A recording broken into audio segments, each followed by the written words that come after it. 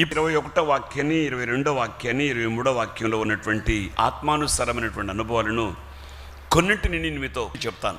అందుచేత సమస్త కల్మషమును, విర్రవీగుచు ఉన్న దుష్టత్వమును మాని లోపల నాటబడి మీ ఆత్మను రక్షించుటకు శక్తిగల వాక్యమును సాత్వికముతో అంగీకరించుడి. 22వ వాక్యాన్ని, మీరు వినువారు మాత్రమయుండి మిమ్మల్ని మీరు మోసపుచ్చుకొనకుండా వాక్య ప్రకారం ప్రవర్తించు వారునై ఉండుడి. 23వ వాక్యాన్ని, ఎవడైనను వాక్యమును వినువాడయుండి దాని ప్రకారం ప్రవర్తింపని వాడైతే వాడు అద్దములో తన సహజముఖమును చూచుకున్న మనుషుని పోలి ఉన్నాడు. చాలండి. 21, 22, 23 వాక్యాల్లో వాక్యం ప్రకటించబడుతున్నప్పుడు వాక్యాన్ని వినండి, వాక్య ప్రకారం నడుచుకోండి, అంతే. వాక్యాన్ని విని దాని ప్రకారం నడవని వాడి పరిస్థితి ఏమిటంటే అద్దంలో తన సహజమైనటువంటి ముఖాన్ని చూసుకున్నట్టే ఉంటుందట. అద్దంలో మనం చూసుకుంటే మనలాగానే ఉంటుంది బొమ్మ. అద్దం దగ్గర నుంచి బయటకు వెళితే ఆ బొమ్మ మనకు కనబడదు. అద్దం ఉన్నంత వరకే మనం ప్రతిబింబం కనబడేది. మన దగ్గర నుంచి అద్దం పోయినా, అద్దం దగ్గర నుంచి మనం పోయినా మన బొమ్మ కనపడదు. అది వాక్యాన్ని విని వాక్యాన్ని అనుసరించకపోయిన వాడు బతుకు, వాడి నడక అట్లా ఉంటుంది. అందుకని వాక్యాన్ని, ప్రకటించబడుతున్న వాక్యాన్ని మరలా మనకి అవకాశం వస్తుందో రాదో తెలియదు, ప్రకటించడానికి నాకు అవకాశం వస్తుందో నాకు తెలియదు, ఏమి సంభవిస్తుందో కాసేపటికి ఎవరికీ తెలియదు. అందుకని వాక్యం ప్రకటించబడుతూ ఉండగానే మహిమగల దేవుని వాక్యాన్ని, శక్తి కలిగినటువంటి దేవుని వాక్యాన్ని, ప్రభావం కలిగినటువంటి దేవుని వాక్యాన్ని, మార్పు లేని దేవుని వాక్యాన్ని ప్రకటించబడుతూ ఉండగా వినండి. ఆ విధంగా నడుచుకోవడానికి ప్రయత్నం చేయండి.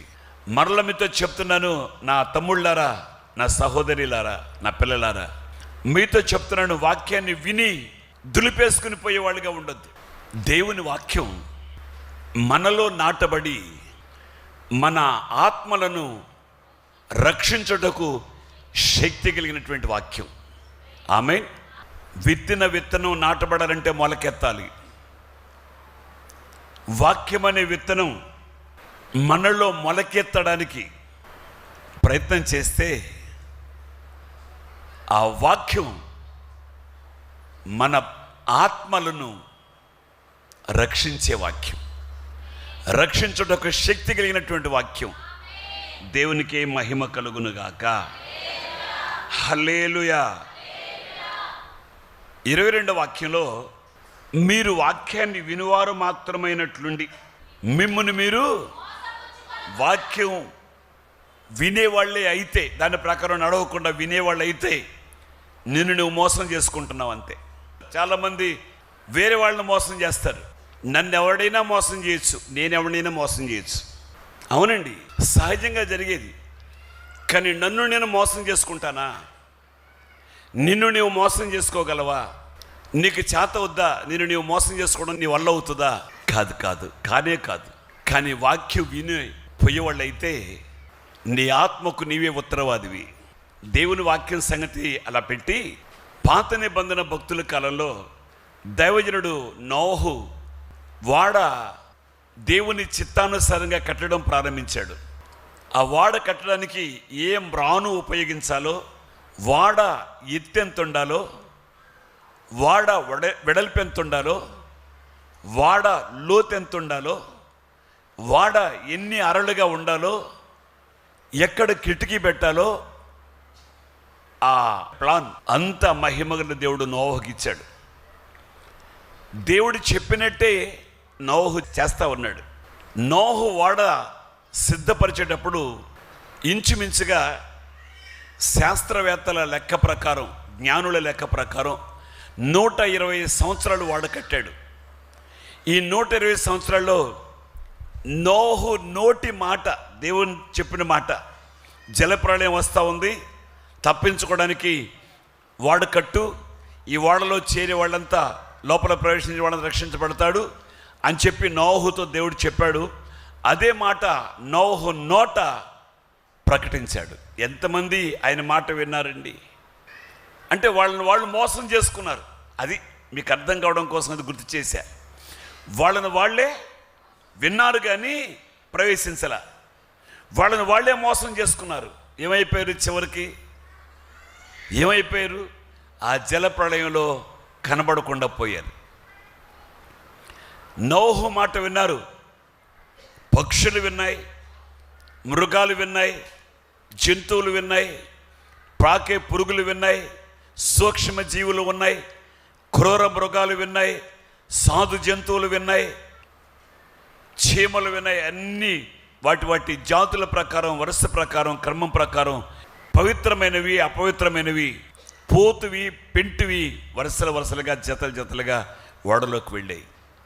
వాటితో కూడా నోహు కుటుంబీకులు 8 మంది ఓడలో ప్రవేశించారు. వినకపోతే వాళ్ళే మోసం చేసుకున్నారు. వింటే బాగుండేది. నోహు మాట వినకపోతేనే వాళ్ళు మోసం చేసుకున్నారే. దేవుని వాక్యం వినకపోతే, నిన్ను నువ్వు మోసం చేసుకోకపోతే ఎవరిని మోసం చేస్తున్నట్టు? నన్ను మోసం చేయడం లేదు, నిన్ను నువ్వే మోసం చేసుకుంటున్నావు. బ్రతుకు బాగుపడాలి, పద్ధతులు బాగుపడాలి. ఆ మత్తులో నుంచి బయటపడవా? ఎంతకాలం నీ భార్య కళ్ళు కప్పుతావు, నీ భర్త కళ్ళు కప్పుతావు? ఆ మత్తులో నుంచి నువ్వు బయటపడవా? అది జోదం అనే మత్తో, వ్యభిచారం అనే మత్తో, దొంగతనం మత్తో, ఏ మత్తులో ఉన్నావో వాక్యాన్ని విను, వాక్యానుసారంగా ప్రవర్తించు. పరిశుద్ధపరచబడతావు, ఎత్తబడతావు, మహిమగల రాజ్యంలో చేర్చబడతావు. ఆమేన్, ఆమేన్. 23వ వాక్యాన్ని, ఎవడైనను వాక్యమును వినువాడయుండి దాని ప్రకారం ప్రవర్తింపనివాడైతే, వాక్యాన్ని విని దాని ప్రకారం ప్రవర్తింపనివాడైతే, వాడు అద్దములో తన సహజ ముఖమును చూచుకొను మనిషిని. ఎంతసేపు ఉంటాడు అద్దం ముందు? ఎన్ని గంటలు ఉంటాడు అద్దం ముందు? 24 గంటలు అద్దం ముందే ఉంటాడా? చూసుకుంటాడు, పోతాడు అవతలకి.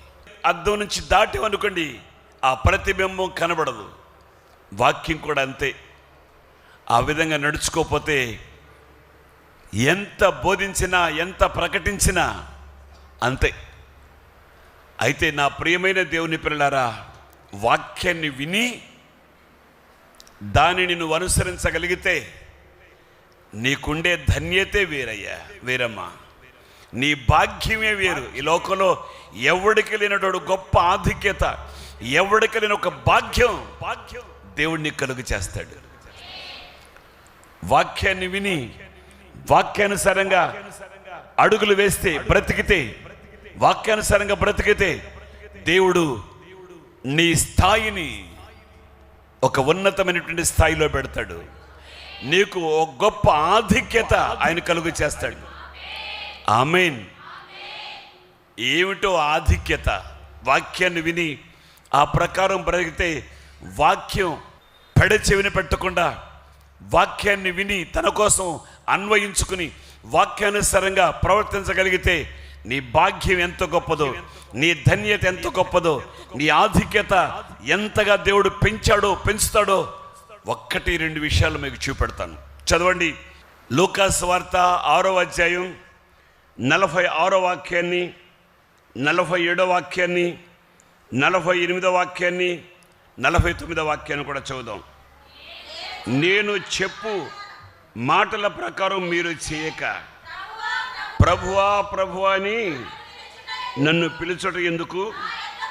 నా యొద్దకు వచ్చి నా మాటలు విని వాటి చొప్పున చేయు ప్రతివాడును ఎవని పోలి ఉండునో, ఎవని పోలి ఉండునో, ఎవని పోలి ఉండునో. నా మాట విని నా మాట చొప్పున చేసేవాడు ఎవరిని పోలి ఉండునో ప్రపంచంలో ఉన్న ప్రతి మనుషుని కంటే ఆయన నిన్ను గొప్ప చేస్తాడు. ప్రతి మనిషిని ఆధిక్యత కంటే నీ ఆధిక్యత ఉన్నతమైనటువంటి స్థాయికి ఎదుగుతుంది. ఉన్నత స్థాయిలో ఉంటావు. ఆయన మాట విను, వాక్యాన్ని విను, వాక్యానుసారంగా అడుగులు వేయి. నీ స్థాయి, నీ ఇరుగు పొరుగు, నీ చుట్టూ ఉన్న వాళ్ళ స్థాయి కంటే ఒక ఉన్నతమైనటువంటి స్థాయికి దేవుడు నేను తీసుకువెళ్తాడు. ఒక ఆధిక్యత దేవుడు నీకు ఇస్తాడు. ఆమేన్. విన్నాం, వెళ్ళాం, అయిపోయింది. అరిసి చెప్పాడురా, భలే అరిసాడురా. ఈ మార్కులు వేయడానిక నువ్వు వచ్చేది? నాకు మార్కులు వేయడానిక? వాక్యానుసారంగా నడవగలుగుతున్నామా? వాక్యానుసారంగా బ్రతుకుతున్నామా? వాక్యానికి అనుగుణంగా బ్రతకగలుగుతున్నామా? బ్రతికితే, అట్లా ప్రవర్తిస్తే నీ స్థాయి నీ ఊళ్ళో అందరికంటే ఒక ఉన్నతమైనటువంటి స్థాయి. ఆమేన్. దేవుడు ఎక్కిస్తాడు, ఉన్నత స్థలానికి నిన్ను ఎక్కిస్తాడు. దేవునికి మహిమ కలుగునుగాక. హల్లెలూయా. వాక్యాన్ని పొగడడం కాదు, వాక్యం చెప్పినోడిని పొగడడం కాదు, వాక్యానుసారంగా బ్రతకడం ముఖ్యం. వాక్యానుసారంగా నడవడం ముఖ్యం. పొగిడేది కాదు, పొగడతలు కాదు. ఇక్కడ ఆ మధ్య ఎవరో చెప్పాడు 100కి 200% అంటే. అది ఎక్కడో ఈ లెక్కలో నాకు రాలా. ఇంజనీర్లు కూడా ఈ లెక్కలు రావు. మరి 100కి 100 కరెక్ట్, 100కి 200 ఉండవండి. సోది సొల్లు. నా మాటలు విని వాటి చొప్పున చేయు ప్రతివాడు ఎవని పోలి ఉండునో మీకు తెలియచేయను. వాడు ఎవడు? దేవుని మాట విని వాటి చొప్పున చేసేవాడు. ఎవడు దేవుని మాట విని వాటి ప్రకారం చేస్తాడో వాడు ఇల్లు కట్టవలెనని ఉండి లోతుగా త్రవ్వి బండ మీద పునాది వేసిన వాని, అయ్యా అమ్మా, నువ్వు వాక్యాన్ని విని దాని ప్రకారం నువ్వు నడుచుకుంటే ఇల్లు కట్టాలని లోతుగా తవ్వి బండ మీద పునాది వేస్తాడే, వాడిని పోలి ఉంటావు. ఆమేన్, ఆమేన్. బాగా లోతుగా తవ్వి బండ మీద పునాది వేస్తే ఆ పునాది కదులుతుందా?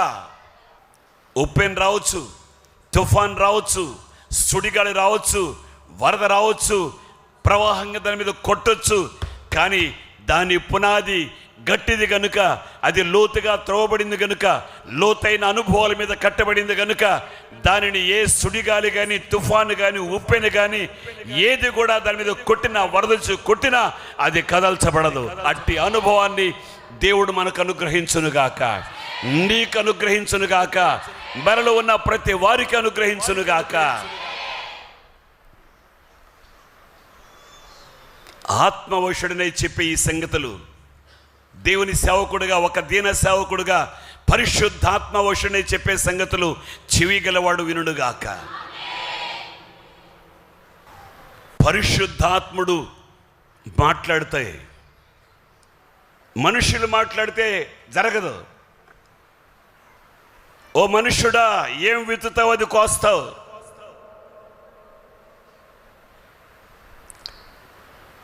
పరిశుద్ధాత్ముడు మాట్లాడితే అది ఖచ్చితంగా నెరవేరుతుంది. ఆమేన్. పరిశుద్ధాత్ముడు అవునంటే అవును, కాదంటే కాదు. లొల్లి వ్యవహారం ఉండదు. లొల్లి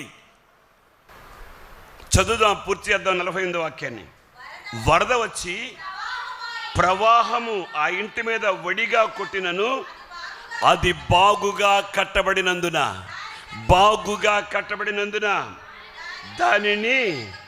దాన్ని కదిలింపలేకపోయాను.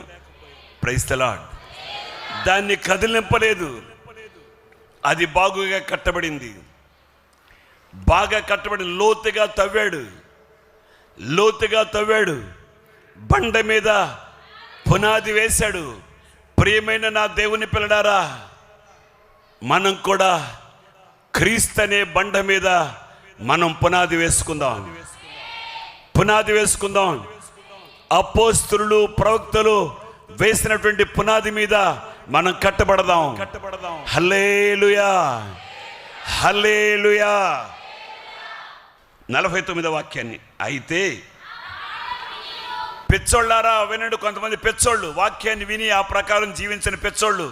ఓ పిచ్చోళ్ళారా వినండి, వాక్యాన్ని విని కూడా దాని ప్రకారం చేయకుండా మీ ఇష్టానుసారంగా విచ్చలవిడిగా ప్రవర్తిస్తున్న పిల్లలారా వినండి. మందిరానికి రావడం కాదు, నువ్వు సంద ఇస్తే అంత, ఇవ్వకపోతే ఎంత, కానుక ఇస్తే అంత, ఇవ్వకపోతే ఎంత. నువ్వు అనుకుంటున్నావు నేను కానుక ఇస్తాడు బతుకుతున్నాడు, నేను కానుక ఇస్తాడు కారు మీద తిరుగుతున్నాడు, నేను కారుకి ఇస్తే తెల్లటి లాల్చి చేసుకుని తిరుగుతున్నాడు. నీ కానుక ఎంత, నువ్వెంత? అట్ట ఆలోచించుకునేవాడా, నీ కాలుకి ఎవడు కావాలి? నీ కానుక నన్ను పోషించడులా, నా పోషణ ఆధారం నా దేవుడు. ఆయనను పోషిస్తాడు.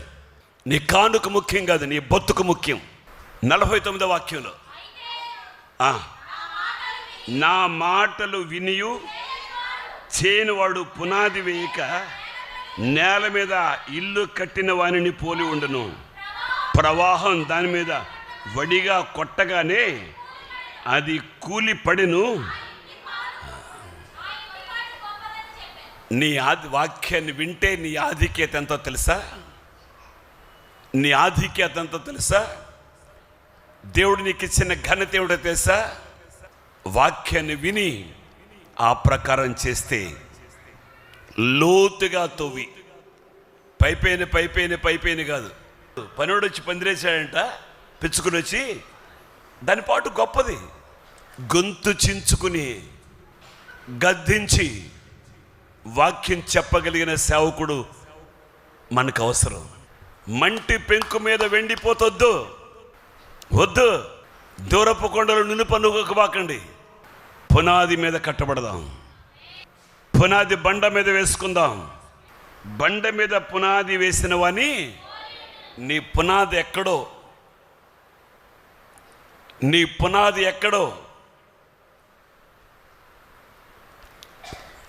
తమ్ముడు, వాక్యాన్ని కొన్ని సంవత్సరాలుగా వింటున్నావు, పాకున్న దగ్గర నుంచి వింటున్నావు, తాటెక్కల పాక దగ్గర నుంచి. నీ పునాది ఎక్కడ వేసుకున్నావో, ఎక్కడ వేసుకుంటున్నావో చెప్పుకోవడానికి సరిపోద్దేమో. నేను సీనియారిటీ ఎప్పుడొచ్చాను అనుకుంటున్నావు ఈ మందిరానికి? నేను ఎప్పుడొచ్చాను అనుకుంటున్నావు ఈ మందిరానికి? నువ్వు నిన్న గాహమని వచ్చావు. సీనియారిటీ కాదు కావాల్సింది, నీ పునాది ముఖ్యం. ఎక్కడ పునాది వేసుకుంటున్నావు, ఎక్కడ పునాది వేస్తున్నావు? దేవుడు సీనియారిటీ అడగలేదు. ఉదయం వచ్చిన వాడికి అదే ధ్యానారం ఇచ్చాడు, 5 గంటలకు వచ్చిన వాడికి 6 గంటలకు ముగించారు, గంట చేసిన వాడికి అదే ధ్యానారం ఇచ్చాడు. అవును, హెచ్చు తగ్గులు కానీ, తారతమ్యాలు కానీ, సీనియర్ అని కానీ, జూనియర్ అని కానీ వ్యత్యాసం లేదు. పునాది వేసుకునేటప్పుడు ఆలోచించు. నీవు వేసే పునాది, వేసుకోబోయే పునాది, వేసుకున్న పునాది లోతుగా తవ్వి బండ మీద, ప్రియ ఆత్మ సంబంధమైనటువంటి ఇశ్రాయేలులారా, దేవుని పిల్లలారా, క్రీస్తు యేసే ముఖ్యమైన మూలరాయి ఉండగా అపోస్తలులు ప్రవక్తలు వేసిన పునాది మీద కట్టబడదాం, స్థిరంగా ఉందాం. ఈ మందిరమేనా? ఎన్ని మందిరాలు లేవు? చాలా మందిరాలు ఉంటాయి. ఎందుకండో కల్పన కథలు చెప్పి, మాయ మాటలు చెప్పే కథలు చాలా ఉన్నాయి. నా దగ్గర అది సాగదు. బ్రతికితే క్రీస్తు కొరకే, చావైతే లాభం. బ్రతికినంతకాలం రోషంగానే సేవ చేస్తాను, యథార్థంగానే పరిచర్య చేస్తాను, పరిశుద్ధమైనటువంటి బ్రతుకుతాను. ప్రకటించవలసిన సత్యాన్ని, సర్వసత్యాన్ని సరిగానే ప్రకటిస్తాను. Praise the Lord. బలవంతమేం లేదు.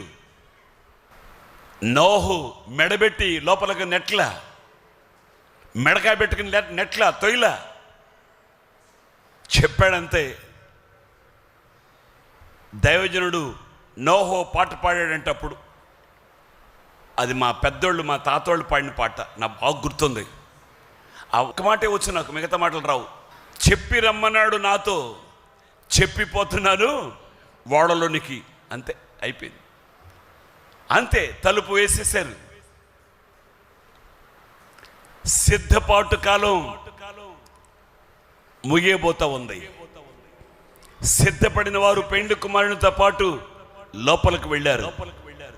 అంతటా తలుపు నువ్వు అరిసినా, మొత్తుకున్నా, కీయన్నా, గో అన్నా, అయ్యా తాటకెళ్ళి పాక దగ్గర నుంచి ఉన్నానయ్యా, సందాబి ఇస్తా ఉన్నానయ్యా, చిరిగిపోయిన కాగితాలు వేస్తా ఉన్నానయ్యా, అయ్యా వేయ్యా, తలుపు తీయ్యా అంటే, అక్రమము చేయవారులారా నా యొద్ద నుండి మీరెవరో నాకు తెలియదు. అంతవరకు ఎందుకు? వాక్యాన్ని విను. ఆయనిచ్చే ఆధిక్యత, ఆయనిచ్చే ఔన్నత్యం పొందుకో. Praise the Lord, praise the Lord, praise the Lord. వాక్యాన్ని వింటే ఎవరిని పోలి ఉంటాడంటే అతడు, ఆమె, వారు లోతుగా తవ్వి, బండ మీద వేసేసారా? అప్పుడే లోతుగా త్రవ్వి బండ మీద పునాది వేసుకుని వాని పోలి, అయ్యా అమ్మా నువ్వు అట్లా ఉంటావు, అయ్యా నువ్వు అట్లా ఉంటావు. వాక్యాన్ని విను, వాక్యానుసారంగా ప్రవర్తించు. బాగుగా లోతుగా తవ్వి బండ మీద పునాది వేసుకున్న వానిని పోలి ఉంటావు. నువ్వు ఆ రీతిగా ఉంటావు. అది నీకు దేవుడిచ్చిన ఒక ఆధిక్యత. ఇంకా 2-3 ఆధిక్యతలు ఉన్నాయి, వచ్చేవారం చెప్తాను. ప్రార్థన చేసుకుందాం. ప్రేమగడ తండ్రి, ప్రభువా మీకు స్తోత్రం. వాక్యాన్ని వినివారు మాత్రమైనట్లుండి మమ్మల్ని మేము మోసం చేసుకోకుండా వాక్య ప్రకారం ప్రవర్తించి లోతుగా తవ్వి బండ మీద పునాది వేసుకున్న వారిని పోలి ఉండే అనుభవాన్ని వాక్య విని వాక్యానుసారంగా ప్రవర్తించి అందరికీ అనుగ్రహించి గొప్ప ఆధిక్యత, ఉన్నతమైనటువంటి ఆధిక్యత దేవా మీ బిడ్డలమైనటువంటి ప్రియమైనటువంటి మాకు అనుగ్రహించి ఘనత, మహిమ, ప్రభావాలు మీరు మాత్రమే పొందుకోమని నజరేయుడైన యేసు నామములో ప్రార్థన చేసి వేడుకొనుచున్నాం తండ్రి. ఆమేన్. మన తండ్రి అయిన దేవుని ప్రేమ, ప్రభు అయిన యేసు క్రీస్తు కృప, పరిశుద్ధాత్మ దేవుని దీవెన, ఆశీర్వాదాలు వాక్యాన్ని విని వాక్య ప్రకారం ప్రవర్తించాలని ఆశించి లోతుగా తవ్వి బండ మీద పునాది వేసుకున్న వారిని పోలి అనుభవం కలుగునుగాక, అనుగ్రహించునుగాక, అట్టి ఆధిక్యత అనుగ్రహించునుగాక. ఏ పొలంలో సమృద్ధి అయినటువంటి ఆత్మీయ ఆహారం దొరుకుతుంది, ఏ పొలానికి వెళితే పరిశుద్ధత ఉంది, నేను పరిశుద్ధుడిని అని చెప్పుకునే చోట పరిశుద్ధత లేదు, మేము మాత్రమే పరిశుద్ధులు, మమ్మల్ని మించి పరిశుద్ధుడి లోకంలో లేదని చెప్పుకునే అబద్ధాల మాటలు నమ్మకండి, మోసపోవద్దు. పరిశుద్ధత కనబడుతుంది. పరిశుద్ధులని పిలిపించుకోవడం కాదు, నీ నడక, నీ పడక పరిశుద్ధంగా ఉండాలి, నీ మాట పరిశుద్ధంగా ఉండాలి, నీ మార్గం పరిశుద్ధంగా ఉండాలి, నువ్వు వేసే ప్రతి అడుగు పరిశుద్ధంగా ఉండాలి.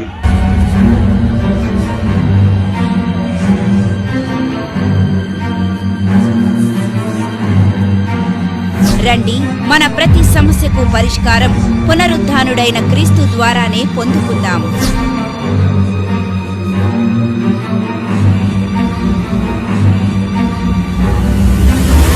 మా చిరునామా pastor E D Krupadanam garu, Hosanna Mandir, teachers colony, Gudivada, Krishna జిల్లా. సెల్ నంబర్స్ 9440151662 మరియు 8520099954.